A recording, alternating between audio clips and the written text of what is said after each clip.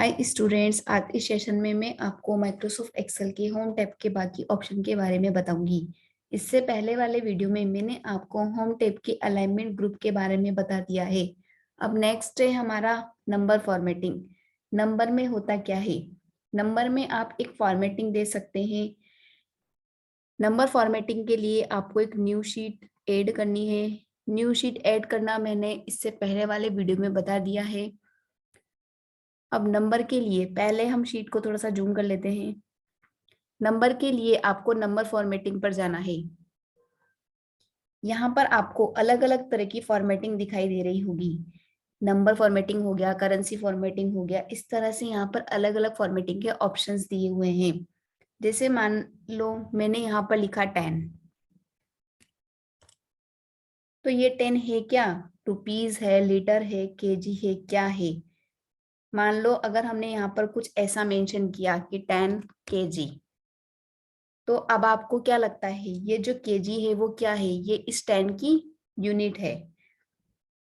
यदि अब हम चाहते हैं कि जो यूनिट हो वो बाय डिफॉल्ट आए, मतलब अपने आप आए, हमें लिखनी ना पड़े, या मैं जैसे ही लिखूं 10 तो वो अपने आप ही उसके आगे क्या आ जाए? करेंसी आ जाए, रुपीज आ जाए, ऐसा लिखा हुआ आ जाए, तो उसके लिए हमें नंबर पर जाना होता है।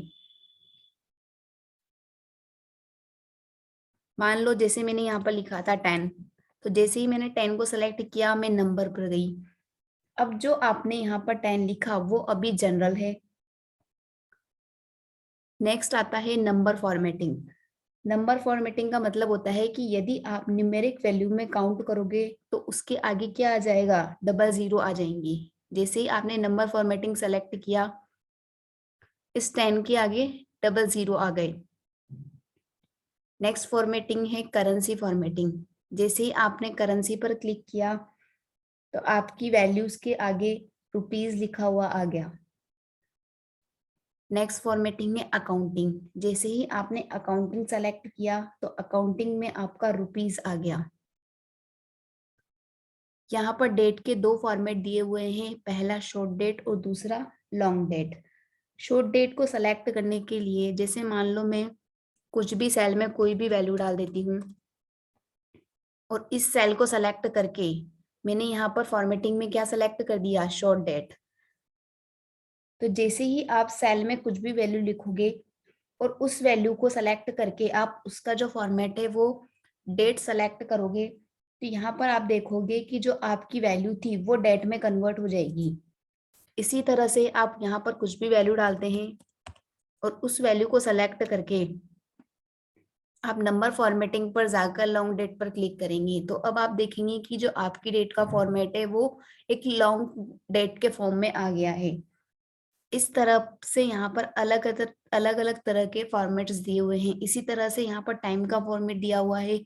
आप कुछ भी वैल्यू सेल में कोई भी वैल्यू डालकर यहाँ से उसका फॉर्मेट टाइम सेट कर सकते हो। अगर मान लो आपको कहीं जगह पर परसेंट लिखना होता है, कि जैसे आपने कोई कॉलम लिया और आप उस कॉलम पर परसेंट यूज करना चाहते हो, तो आप परसेंट वाली फॉर्मेटिंग भी यूज कर सकते हो। अब नेक्स्ट आता है हमारा यहाँ पर करेंसी। यहाँ पर आपको अलग अलग तरह की करेंसी दी हुई है। जब हमने नंबर फॉर्मेटिंग के अंदर करेंसी वाले फॉर्मेट को सेलेक्ट किया था तो उसमें आपके पास सिर्फ रुपीज लिखा हुआ आया था। हर एक कंट्री की करेंसी अलग अलग होती है, इसलिए आप यहाँ पर अलग अलग करेंसी यूज कर सकते हो। यहाँ पर आपको कुछ ही करेंसी शो की हुई है। अगर आपको इससे इनके अलावा कोई दूसरी करेंसी यूज करनी है तो आप मोर अकाउंटिंग फॉर्मेट पर जाएंगे और यहाँ पर आपको करेंसी को सेलेक्ट करके सिंबल के अंदर आपको यहाँ पर हर एक कंट्रीज की करेंसी मिल जाएगी। जो भी करेंसी आप सेलेक्ट करना चाहते हैं वो करेंसी आप यहाँ से सेलेक्ट कर सकते हैं। देन ओके पर क्लिक करेंगे तो वो वाली करेंसी आपके कॉलम पर अप्लाई हो जाएगी। नेक्स्ट ऑप्शन यहाँ पर आता है परसेंट का। परसेंट वाला ऑप्शन हमने ऊपर भी पढ़ लिया था। नेक्स्ट है कोमा। कोमा के अंदर जैसे मान लो आपने यहाँ पर कोई वैल्यू लिखी, जैसे मान लो मैंने यहाँ पर लिखा 1.26566 E +11। इस वैल्यू को सेलेक्ट करके मैंने यहाँ पर क्या फॉर्मेटिंग सेलेक्ट किया, कोमा। तो जैसे ही आप कोमा पर क्लिक करेंगे तो ये कोमा में चेंज हो जाती है। अब कई बार आपको पॉइंट्स में वैल्यू दिखानी होती है, जैसे मान लो मैंने यहाँ पर एक वैल्यू डाली 454554। अब इस वैल्यू के में मुझे पॉइंट में वैल्यू दिखानी है, तो पॉइंट में वैल्यू दिखाने के लिए आपको यहाँ पर दो तरह के फॉर्मेटिंग्स दी हुई है। पहला है इंक्रीज डेसिमल और दूसरा है डिक्रीज डेसिमल। जैसे ही आप इंक्रीज डेसिमल पर क्लिक करेंगे, यहाँ पर पॉइंट के बाद 0 वैल्यूज बढ़ती जाएगी, और जैसे ही डिक्रीज करेंगे पॉइंट के बाद 0 की वैल्यू कम होती जाएगी। अब नेक्स्ट ऑप्शन आता है हमारा number formatting, sorry conditional formatting. Conditional formatting का यूज किसी भी रिजल्ट या वैल्यू को फाइंड करने के लिए किया जाता है। ये बहुत ही यूजफुल ऑप्शन है और बहुत ज्यादा काम में आने वाली चीजें हैं।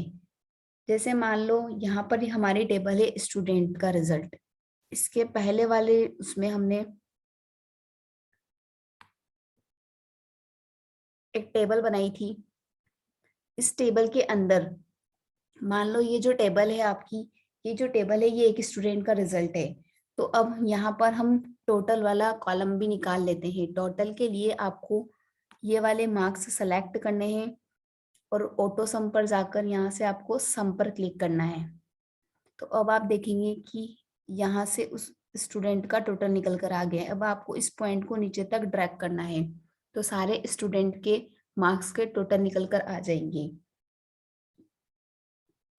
अब हमें कंडीशन फॉर्मेटिंग लगानी है, तो उसके लिए सबसे पहले आपको ये पता होना चाहिए कि आप अपनी टेबल के अंदर क्या देखना चाहते हैं। अब आप जैसे ही कंडीशन फॉर्मेटिंग पर क्लिक करेंगे, यहाँ पर एक ड्रॉप डाउन ओपन होती है और इस ड्रॉप डाउन के अंदर आपको अलग अलग तरह की फॉर्मेटिंग दिखाई देगी। जैसे ही आप फर्स्ट फॉर्मेटिंग पर क्लिक करेंगे, हाईलाइट सेल रूल्स, यहाँ पर एक ड्रॉप डाउन ओपन हो जाती है और इस ड्रॉप डाउन के अंदर पहली कंडीशन के अकॉर्डिंग यहाँ पर अलग अलग फॉर्मेटिंग यूज की हुई है। Greater than, less than, between, equal to, इस तरह से यहाँ पर अलग अलग फॉर्मेटिंग यूज की हुई है। अब डिपेंड आपके ऊपर करता है कि आप अपनी टेबल के अंदर क्या देखना चाहते हैं, मतलब किस चीज को आप हाईलाइट करना चाहते हैं। जैसे मान लो कि मुझे सारे सब्जेक्ट पर कंडीशन अप्लाई करनी है कि हर सब्जेक्ट में, जिस जिस भी सब्जेक्ट में स्टूडेंट के 40 से ज्यादा मार्क्स होंगे, वो बच्चा उस सब्जेक्ट में पास हो जाएगा। अगर उसके 40 से कम मार्क्स होंगे तो वो बच्चा उस सब्जेक्ट में फेल हो जाएगा। तो इसके लिए आप यहाँ पर हाईलाइट सेल रूट में ग्रेटर देन कंडीशन पर क्लिक करेंगे। उसके पहले आपको सब्जेक्ट को सेलेक्ट करना है, कंडीशन फॉर्मेटिंग पर जाना है, यहाँ पर हाईलाइट सेल रूल में आप ग्रेटर देन पर क्लिक करेंगे। मैंने बोला कि मुझे 40 से ज्यादा वाले कि किस किस बच्चे के 40 से ज्यादा मार्क्स हैं, वो बच्चा ही पास होना चाहिए। तो जैसे ही आपने ग्रेटर देन में 40 सेलेक्ट किया, तो उससे ज्यादा वाली आप बैकग्राउंड में देख रहे होंगे कि उससे ज्यादा वाली जो वैल्यू है उनको उसने अलग से हाईलाइट कर दिया कि 40 से ज्यादा कौन कौन से बच्चे हैं जिनके मार्क्स यहाँ पर 40 से ज्यादा हैं। इसी तरह से आप लेस देन की कंडीशन अप्लाई कर सकते हैं। लेस देन में भी सेम यही होता है कि नेक्स्ट होता है बिटवीन। बिटवीन का मतलब होता है बराबर की वैल्यू। जैसे आप बिटवीन पर क्लिक करेंगे, यहाँ पर आपको ये दो वैल्यू पूछेगा। मान लो पहले सेल में मैंने डाल दिया 30, दूसरे सेल में डाल दिया मैंने 40। 30 से लेके 40 तक की ऐसे कौन कौन सा बच्चा है जिसके सब्जेक्ट में 30 से 40 तक के मार्क्स हैं। तो आप देख रहे होंगे यहाँ पर इसने उस वाले सेल को अलग से हाईलाइट कर दिया। इसी तरह से नेक्स्ट ऑप्शन आता है हमारा इक्वल टू। इक्वल टू का मतलब होता है बराबर की वैल्यू। जहां पर भी इसको इसके बराबर की वैल्यू मिलेगी, ये उस वाले सेल को अलग से हाईलाइट कर देता है। नेक्स्ट आता है टेक्स्ट दैट कंटेंट। ये हमेशा टेक्स्ट के ऊपर अप्लाई किया जाता है। तो जैसे ही आप इसके लिए आपको टेक्स्ट सेलेक्ट करना होता है। मान लो मैंने यहाँ पर सारे स्टूडेंट के नेम को सेलेक्ट किया, कंडीशन फॉर्मेटिंग पर जाकर हाईलाइट सेल रूल पर गई और यहाँ पर मैंने टेक्स्ट एट कंटेंट पर क्लिक किया। यहाँ पर जो भी स्टूडेंट का मैं डेटा निकालना चाहती हूँ उस स्टूडेंट का मैंने नाम यहाँ पर डाला। जैसे मैंने यहाँ पर डाला सनी, तो जैसे ही मैंने यहाँ पर सनी लिखा, उसने सनी वाला जो रोज है उस रो को उसने अलग से हाईलाइट कर दिया कि सनी मुझे कहाँ पर मिलेगा टेबल के अंदर। अ डेट अकरिंग, ये केवल डेट पर काम करता है। अब नेक्स्ट है आपका डुप्लीकेट वैल्यू। इसके लिए आप सारे डेटा को एक साथ सेलेक्ट करेंगे और जो भी आपके पास डुप्लीकेट वैल्यू होगी, जो वैल्यू बार बार रिपीट हो रही है आपके टेबल के अंदर, ये वो वाली वैल्यू को फाइंड आउट करके ले आएगा या उस वैल्यू को अलग से हाईलाइट कर देगा। अब नेक्स्ट कंडीशनल फॉर्मेटिंग आती है आपकी top bottom rules. Top bottom rules में आपको अलग अलग तरह के यहाँ पर दिए हुए हैं। Top 10 items, bottom 10 items, bottom 10%, top 10%, above average, below average, इस तरह से यहाँ पर अलग अलग फॉर्मेटिंग दी हुई है। जैसे मान लो हम इस टोटल वाले कॉलम को सेलेक्ट करते हैं। सेलेक्ट करने के बाद हम कंडीशनल फॉर्मेटिंग पर गए और हमने टॉप बॉटम रूल में टॉप 10 आइटम पर क्लिक किया। यहाँ पर मुझे टॉप में से 3 स्टूडेंट देखने दे कि कौन से 3 स्टूडेंट हैं जिनकी रैंक सबसे ज्यादा है। फर्स्ट, सेकंड और थर्ड, 3 रैंक मुझे ये दिखाए कि कौन कौन से स्टूडेंट है जिनकी थर्ड रैंक तक है। तो आप देख रहे होंगे कि इसने 3 स्टूडेंट को सेलेक्ट कर दिया या अलग से हाईलाइट कर दिया कि ये 3 स्टूडेंट है जिनकी रैंक फर्स्ट, सेकंड, थर्ड है। इस तरह से आप टॉप 10% निकाल सकते हैं, बॉटम 10 आइटम्स निकाल सकते हैं, बॉटम 10% निकाल सकते हैं, अबव एवरेज, बिलो एवरेज निकाल सकते हैं। अबव एवरेज का मतलब होता है कि आपके पास जो टेबल है उस टेबल में ठीक ठाक बच्चे कौन से हैं जो पढ़ने में ठीक है, उन बच्चों का आप एवरेज निकाल सकते हो। ठीक है। और बिलो एवरेज, बिलो का मतलब कौन कौन से बच्चे हैं जो नालायक बच्चे हैं, जो पढ़ जिनका एवरेज बहुत कम है क्लास में, आप उन बच्चों को भी यहाँ से अलग से हाईलाइट कर सकते हो। नेक्स्ट कंडीशनल फॉर्मेटिंग आती है आपके पास डेटा बार्स। यदि आप किसी वैल्यू को उसके कलर के अकॉर्डिंग दिखाना चाहते हो तो आप डेटा बार का यूज कर सकते हो। जैसे मान लो मैंने इस वाले स्टूडेंट के मार्क्स को सेलेक्ट किया, कंडीशनल फॉर्मेटिंग पर गई, डेटा बार्स पर जाकर मैंने इस पर क्लिक कर दिया। अब आप देखेंगे कि यहाँ पर हर सेल में बार बनकर आ रहे हैं और जो बार बनकर आए हैं वो स्टूडेंट के मार्क्स के हिसाब से बनकर आए हैं कि इस स्टूडेंट के इस सब्जेक्ट में सबसे ज्यादा मार्क्स हैं तो उसने सबसे ज्यादा बार बनाकर दे दिया। इस तरह से यहाँ पर अलग अलग बार के कलर वाइज यहाँ पर बार के ऑप्शंस दिए हुए हैं। नेक्स्ट ऑप्शन आता है आपका कलर स्केल। कलर स्केल में क्या होता है, यहाँ पर आपको 3 कलर का कॉम्बिनेशन दिखेगा जो वैल्यू के अकॉर्डिंग आ रहा है। जैसे मान लो मैंने इस वाले सेल को सेलेक्ट किया और मैंने यहाँ पर कलर स्केल पर क्लिक किया। अब आप देखेंगे कि यहाँ पर 3 कलर का कॉम्बिनेशन दिखाई देता है। जैसे ही आप कंडीशनल फॉर्मेटिंग पर कलर स्केल पर जाएंगे और जैसे ही यहाँ पर क्लिक करेंगे, ये कलर स्केल अपने नाम को शो करता है, green yellow red. Green yellow red का मतलब होता है कि जो सबसे ज्यादा वैल्यू होगी उसको ग्रीन कलर दिया जाएगा, जो सबसे छोटी होगी उसको रेड कलर, और जो बीच की वैल्यू होगी उसको येलो कलर का कॉम्बिनेशन दिया जाता है। इस तरह से यहाँ पर आप अलग अलग कलर स्केल्स यूज कर सकते हैं। अब नेक्स्ट है आपका आइकन सेट। अगर यदि आप कलर यूज नहीं करना चाहते तो आप आइकन्स भी यूज कर सकते हैं। ठीक है। आइकन चूज करने के लिए पहले हम इसको वापस अंडू कर देते हैं। अब जैसे मान लो मैंने इस टोटल वाले कॉलम को सेलेक्ट किया, कंडीशन फॉर्मेटिंग पर गई और आइकन्स पर क्लिक करके ये वाले आइकन सेलेक्ट कर लिए, तो यहाँ पर जो आइकन्स आ रहे हैं वो उनकी वैल्यू के हिसाब से आ रहे हैं। अब नेक्स्ट ऑप्शन है हमारा format is table. Format is table से क्या होता है, हमारे पास टेबल की फॉर्मेटिंग होती है। ठीक है। मान लो आपने जो टेबल बनाई है उसको आपको स्टाइल देना चाहते हैं या कोई लुक देना चाहते हैं, तो इसके लिए आप टेबल फॉर्मेट पे जाएंगे। जैसे ही मैं यहाँ पर टेबल फॉर्मेट पर क्लिक करती हूँ, यहाँ पर अलग अलग तरह के फॉर्मेट्स आपको दिखाई देंगे। जैसे मान लो इस वाले टेबल को मुझे स्टाइल देनी है, तो स्टाइल देने के लिए मैंने सारी टेबल के डेटा को एक साथ सेलेक्ट किया एंड फॉर्मेट इस टेबल पर जाकर किसी भी एक स्टाइल पर मैंने क्लिक कर दिया। जैसे ही मैंने यहाँ पर ओके किया, तो अब आप देखेंगे कि आपकी टेबल की स्टाइल चेंज हो गई है।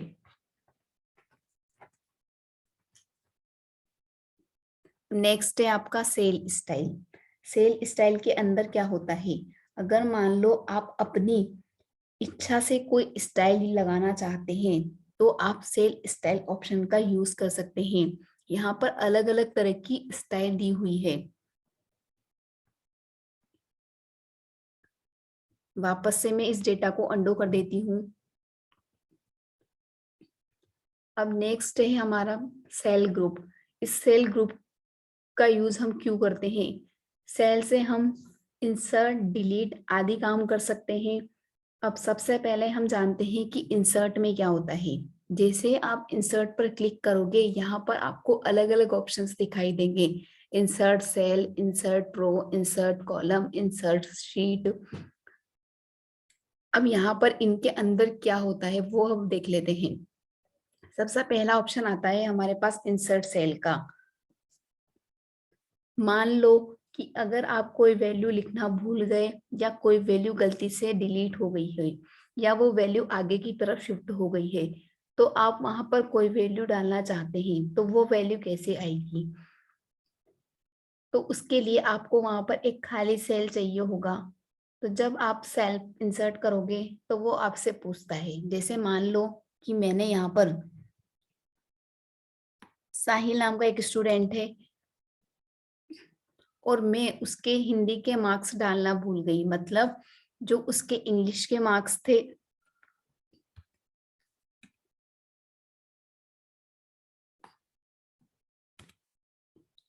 साहिल नाम का स्टूडेंट है और उसके मैं हिंदी के मार्क्स डालना भूल गई।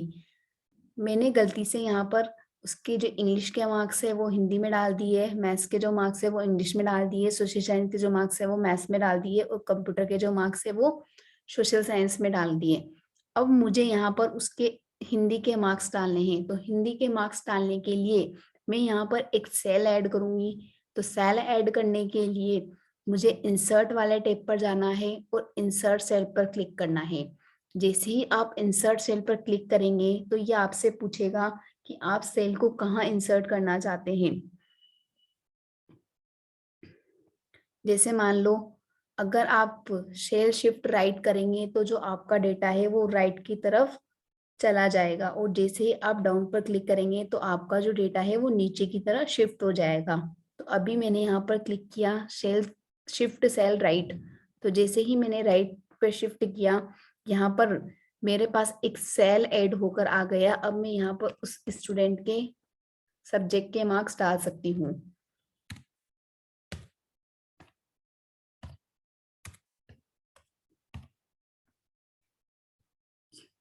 अब नेक्स्ट ऑप्शन है हमारे पास इंसर्ट शीट रो। इंसर्ट शीट रो का मतलब होता है कि मान लो आप यहाँ पर रुपेंद्र और मनीष, इन स्टूडेंट के बीच में एक डाटा डालना ही भूल गए, तो उसके लिए आप एक रो इंसर्ट करेंगे। तो रो इंसर्ट करने के लिए आप इंसर्ट रो पर क्लिक करेंगे। तो अब आप देखेंगे कि यहाँ पर आपके पास एक रो इंसर्ट हो गई है। नेक्स्ट ऑप्शन आता है इंसर्ट कॉलम। मान लो आप यहाँ पर हिंदी और इंग्लिश दो सब्जेक्ट के बीच में एक सब्जेक्ट के मार्क्स डालना भूल गए, तो आप सब्जेक्ट के मार्क्स डालने के लिए यहाँ पर एक कॉलम इंसर्ट करेंगे। तो कॉलम इंसर्ट करने के लिए आप इंसर्ट में जाकर इंसर्ट शीट कॉलम पर क्लिक करेंगे। तो अब आप देखेंगे आपकी टेबल के अंदर एक पूरा कॉलम ऐड हो गया है। अब आप यहाँ पर उस सब्जेक्ट के मार्क्स डाल सकते हैं। नेक्स्ट ऑप्शन आता है इंसर्ट शीट। इंसर्ट शीट के अंदर जब आप एक्सेल में यहाँ पर बाय डिफॉल्ट आपको 3 शीट दिखाई देती है। या तो आप शीट यहाँ से ऐड कर सकते हैं, जैसे आप इस बटन पर क्लिक करेंगे आपकी शीट ऐड हो जाती है, या फिर इंसर्ट पर जाकर इंसर्ट शीट जैसे ही आप क्लिक करेंगे यहाँ से भी आप शीट को इंसर्ट कर सकते हैं। नेक्स्ट ऑप्शन आता है हमारे पास डिलीट का। इसके अंदर भी आप सेल, रो और कॉलम आदि ऑप्शंस आपको दिखाई देंगे। सबसे पहले डिलीट सेल। डिलीट सेल का मतलब होता है कि अगर मान लो आपने गलती से कोई सेल इंसर्ट कर दिया है तो आप उस सेल को यहाँ से हटा सकते हैं। नेक्स्ट ऑप्शन है डिलीट शीट रो। अगर मान लो आपने गलती से कोई रो इंसर्ट हो गई है और अगर आप उस रो को हटाना चाहते हैं तो आप डिलीट शीट रो पर क्लिक कर सकते हैं।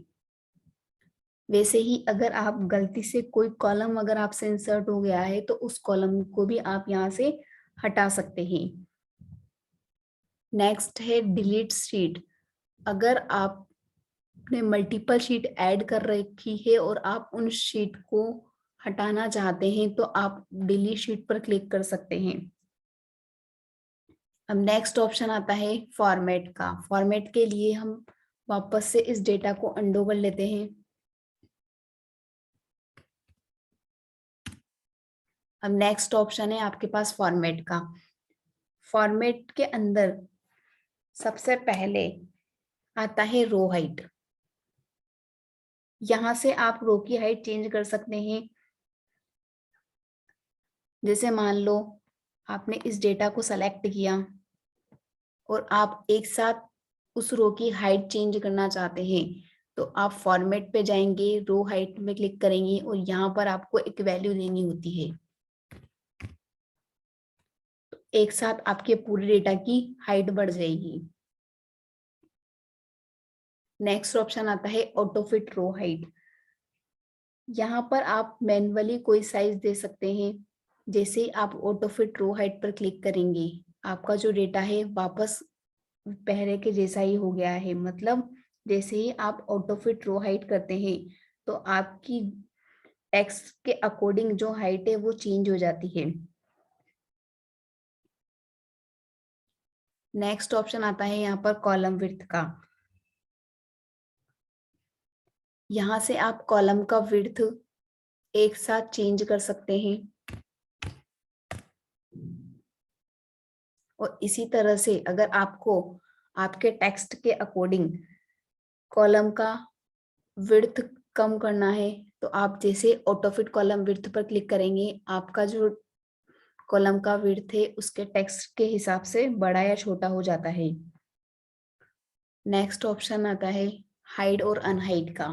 यहाँ पर आप रो को हाइड कर सकते हो, कॉलम को हाइड कर सकते हो या पूरी शीट को भी हाइड कर सकते हो। जिस भी कॉलम को या जिस भी रो को आया जिस भी शीट को आप नहीं दिखाना चाहते उसको आप यहाँ से हाइड कर सकते हो।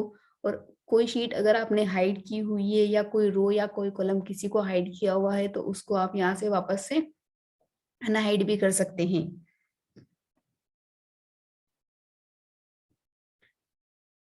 नेक्स्ट ऑप्शन आता है आपका प्रोटेक्ट शीट। जैसे ही आप प्रोटेक्ट शीट पर क्लिक करेंगे यहाँ पर आपको सारे ऑप्शन पर क्लिक करना है।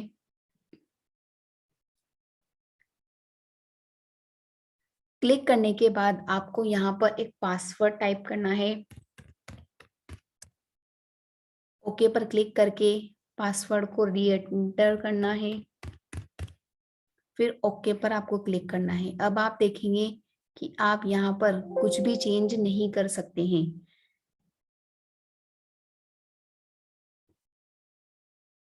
अगर आप वापस से इस शीट को अनप्रोटेक्ट करना चाहते हैं तो आपको वापस से फॉर्मेट वाले ऑप्शन पर जाना है और यहाँ पर आपको क्लिक करना है अनप्रोटेक्ट शीट। जैसे ही आप यहाँ पर क्लिक करेंगे ये वापस से आपसे पासवर्ड पूछेगा। यहाँ पर आपको पासवर्ड एंटर करना है और ओके करना है। अब आप यहाँ पर कोई भी वैल्यू को चेंज कर सकते हो।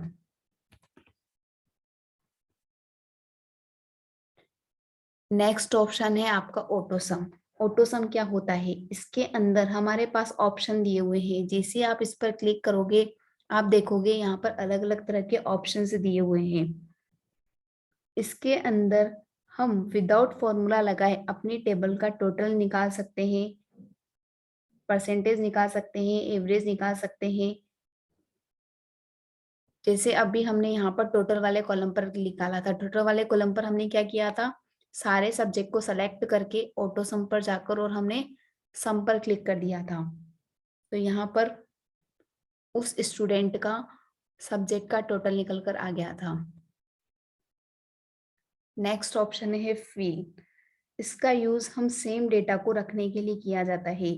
इसके लिए आपको सेल को सेलेक्ट करना है। मान लो आपने यहाँ पर कोई वैल्यू नहीं डाल रखी है और आप यहाँ पर कोई वैल्यू एंटर करना चाहते हैं, तो जैसे ही आप फील्ड पर जाएंगे यहाँ पर आपको 4 ऑप्शन दिखाई देते हैं। जैसे आप ड्रॉप डाउन करेंगे, नीचे वाली वैल्यू आ जाएगी। जैसे आप राइट करेंगे, राइट वाली वैल्यू आ जाएगी। जैसे आप अप करेंगे, अप वाली वैल्यू आ जाएगी। और जैसे आप यहाँ पर लेफ्ट करेंगे तो सेल के अंदर लेफ्ट वाली वैल्यू इंसर्ट हो जाती है। नेक्स्ट ऑप्शन आता है क्लियर। इसमें आपको अलग अलग ऑप्शंस दिखाई देते हैं। जैसे ही आप क्लियर ऑल पर क्लिक करेंगे, तो क्लियर ऑल पर जैसे आप क्लिक करते हैं तो यहाँ से डेटा और फॉर्मेट दोनों एक साथ हट जाती है। और जैसे सेकंड ऑप्शन आता है क्लियर फॉर्मेट, जैसे ही आप फॉर्मेट पर क्लिक करेंगे यहाँ से फॉर्मेटिंग्स हट जाती है। क्लियर कंटेंट, आपका कंटेंट हट जाएगा। कमेंट्स और हाइपरलिंक्स हम बाद में पढ़ेंगे, आप उनको भी यहाँ से क्लियर कर सकते हो। नेक्स्ट आता है आपका short and filter. Short and filter क्या होता है? शॉर्ट का यूज किसी भी डेटा को असेंडिंग और डिसेंडिंग ऑर्डर में जमाने के लिए किया जाता है। जैसे मान लो आप नेम को असेंडिंग सॉर्ट करना चाहते हो, तो असेंडिंग सॉर्ट करने के लिए आपने पूरे नेम वाले कॉलम को सेलेक्ट करना है। सेलेक्ट करने के बाद आपको सॉर्ट एंड फिल्टर पर क्लिक करना है। अब यहाँ पर सॉर्टिंग दो तरह से होती है। जब आप किसी टेक्स्ट पर सॉर्टिंग करते हैं तो सॉर्ट ए टू जेड होता है और सॉर्ट जेड टू ए होता है। सॉर्ट ए टू जेड का मतलब होता है असेंडिंग ऑर्डर में सॉर्टिंग करना और जेड टू एड का मतलब होता है डिसेंडिंग ऑर्डर में सॉर्टिंग करना।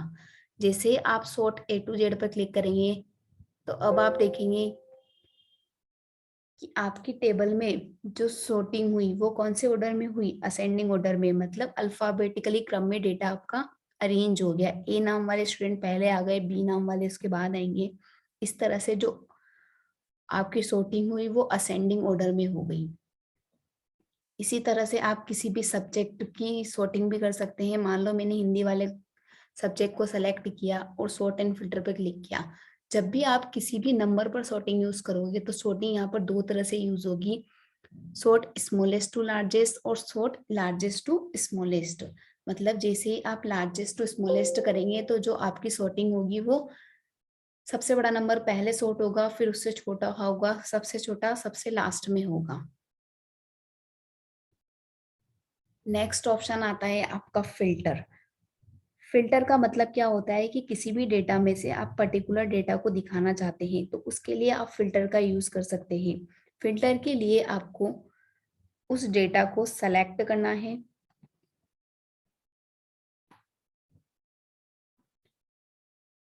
उसके बाद आपको फिल्टर पर क्लिक करना है। जैसे ही आप फिल्टर पर क्लिक करेंगे आप देखेंगे कि यहाँ पर फिल्टर बनकर आ गए हैं। और जैसे ही आप इस फिल्टर पर क्लिक करेंगे ये फिल्टर आपको यूनिक वैल्यूज दिखाएगा। अब आपको यहाँ पर जिस भी स्टूडेंट का डेटा सर्च करना है वो डेटा आप यहाँ पर दिखा सकते हैं। तो ये होता है फिल्टर। अब नेक्स्ट आता है आपका फाइंड एंड सेलेक्ट। मैं सिर्फ आपको नॉर्मली कोई चीज सर्च करनी हो, जैसे मान लो अब अगर फाइंड का पर आप क्लिक करते हैं तो फाइंड का मतलब होता है कि यहाँ पर आप नॉर्मली कोई भी चीज सर्च कर सकते हैं।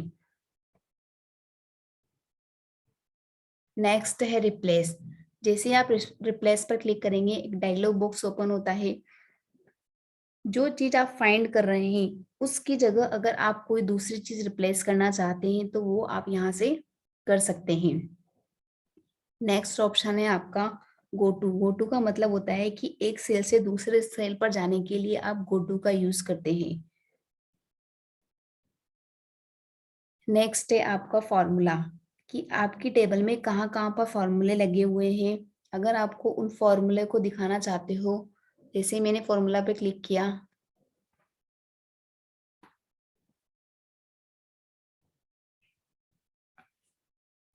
डेटा को मैंने सेलेक्ट किया और मैंने फॉर्मूला पे क्लिक किया। शायद यहाँ पर पहले फिल्टर लगा हुआ है इसलिए ये नहीं दिखा रहा है। तो आपको यहाँ पर फॉर्मूला की यूज की आपकी टेबल में कहाँ कहाँ पर फॉर्मूले लगे हुए हैं ये वो दिखा देता है। अभी हमने फॉर्मूला यूज नहीं किया हुआ है। नेक्स्ट है आपका कमेंट्स। अगर आपके टेबल में कहाँ कहाँ पर कमेंट्स लगे हुए हैं ये उन कमेंट्स को शो कर देता है। कंडीशन फॉर्मेटिंग, अगर आपने टेबल पर कोई फॉर्मेटिंग अप्लाई की हुई है तो उस फॉर्मेटिंग को दिखा देता है। वैलिडेशन, वैलिडेशन हम आगे पढ़ेंगे कि वैलिडेशन में होता क्या है। अगर आपके टेबल में कोई वैलिडेशन लगा हुआ है तो उस वैलिडेशन को दिखा देता है। नेक्स्ट आता है सेलेक्ट ऑब्जेक्ट। सेलेक्ट ऑब्जेक्ट का मतलब होता है कि जैसे मान लो मैंने यहाँ पर कोई शेप इंसर्ट करी,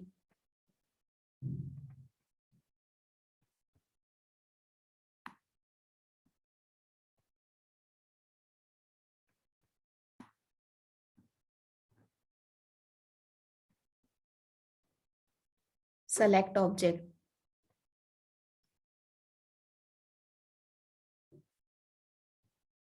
तो ये ऑब्जेक्ट को सेलेक्ट करने के काम आता है कि आप किस ऑब्जेक्ट को सेलेक्ट करेंगे। नेक्स्ट है सिलेक्शन पेन। सिलेक्शन पेन ये शेप पर काम कर रहा है। जैसे आप यहाँ पर क्लिक करेंगे, अब आप देख रहे होंगे कि यहाँ पर आपको ये शेप्स दिखाई दे रहे हैं। जैसे यहाँ पर इन शेप्स को हाइड एंड शो किया जाता है। जैसे आपने इस पर क्लिक किया ये हाइड हो गया, जैसे इस पर क्लिक किया ये हाइड हो गया, फिर ये शो हो गया। इस तरह से ये काम करता है।